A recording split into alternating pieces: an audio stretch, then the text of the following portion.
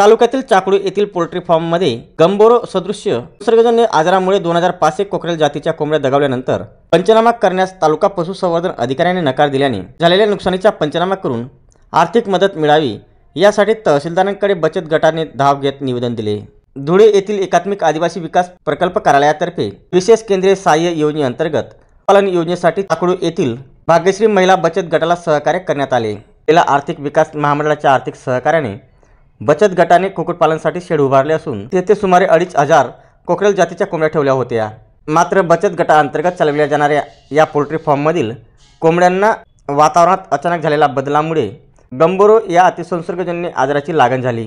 लसीकरणासह सर्व उपाययोजना करून देखील कोंबड्यांची मर आटोक्यात आली नाही व सलग 4 दिवसात सर्व 2500 कोकरेल जातीच्या कोंबड्या दगावल्याने बचत गटाचे मोठे आर्थिक नुकसान झाले आहे। यात तालुका पशुसंवर्धन अधिकारी कुवर यांनी पंचनामा करण्यास नकार दिल्याने महिला बचत गटाच्या सदस्यांनी तहसीलदार महेंद्र माळी यांच्याकडे धाव घेत निवेदन देऊन नुकसान भरपाई मिळवण्याची मागणी केली आहे।